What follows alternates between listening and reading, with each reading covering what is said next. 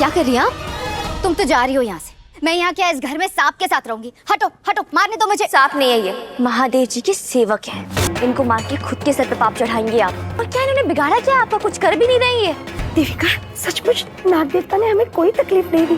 तुमने देखा ना, पूजा भी संपन्न हुई। मत करो ऐसे। और वैसे भी मैंने फॉरेस्ट डिपार्टमेंट में कॉल कर दिया, वो आते ही होंगे इसे लेने। ये सब मत कीजिए। और अरे ये गन गन वापस दो, वापस दो। ये गन सबूत है कि पापा जी मुझे गोली मारने वाले थे, लेकिन गलती से उनकी बेटी को लग गई, खुद उनके हाथों से। सुमन, मम्मी जी बहुत कुछ है आपको बताने के लिए, लेकिन अभी समय नहीं है मेरे पास। अभी नेताजी की जान बचानी है मुझे। अरे सुनो तुम दोनों अंदर क्यों गए थे? क्योंकि अंदर विक्रम अंकल है। क्या? ऐसा नहीं हो सकता, कोई गलत फहमी हुई है। अंदर सिर्फ डॉक्टर्स अलाउड है। अंदर विक्रम अंकल ही थे। तुमने बस डॉक्टर के कपड़े पहने थे।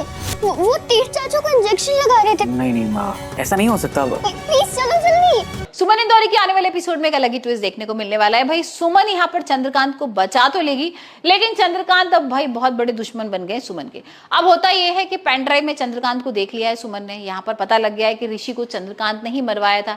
देविका को सारे इंस्ट्रक्शंस भाई उन्होंने ही दिए थे। और यहाँ पर सुमन अब जेल में बंद कराना चाहती है चंद्रकांत को। अपने भाई को इंसाफ दिलाने के लिए पहुंच जाती है पुलिस स्टेशन। लेकिन यहाँ पर भाई फोन आता है कि चंद्रकांत कहीं गायब हो गए और भाग गए। अब चंद्रकांत को यह डर लग रहा था कि भाई ये लड़की तो उसको पुलिस में बंद कर देगी, जेल में बंद होना पड़ेगा।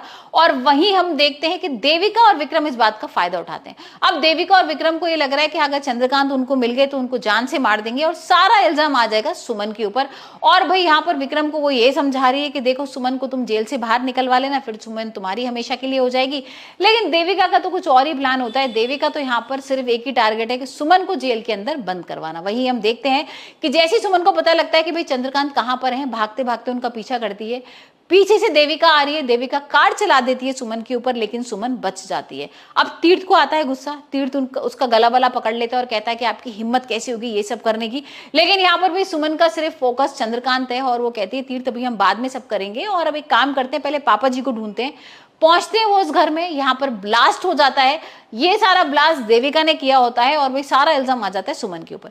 बाहर तो निकाल के ले आए हैं सुमन और तीर्थ और चंद्रकांत बाहर आ गए, लेकिन चंद्रकांत का चीख चीख कर यही कहना है कि भाई सुमन ने ब्लास्ट कराया है, ये लड़की मुझे मारना चाहती है, मैं इस लड़की के संग रहना नहीं चाहता, मुझे डर लग रहा है इससे और मैं नहीं जाऊंगा घर। अब तीर्थ उसको वही समझा रहा है कि नहीं सुमन ने कुछ भी नहीं किया है, उसने तो बचाया है आपको। और फिर फाइनली यहाँ पर तीर्थ बोल देता है कि ठीक है सुमन घर नहीं जाएगी, आप चलो तो अपने घर।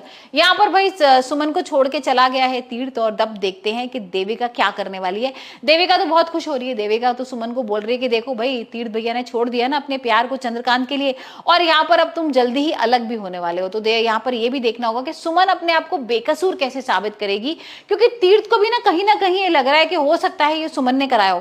भाई सुमन यहाँ पर जब पुलिस स्टेशन में जेल में बंद करा सकती है तो ब्लास्ट भी करा सकती है, तो तीर्थ को भी ऐसे कुछ लग रहा है।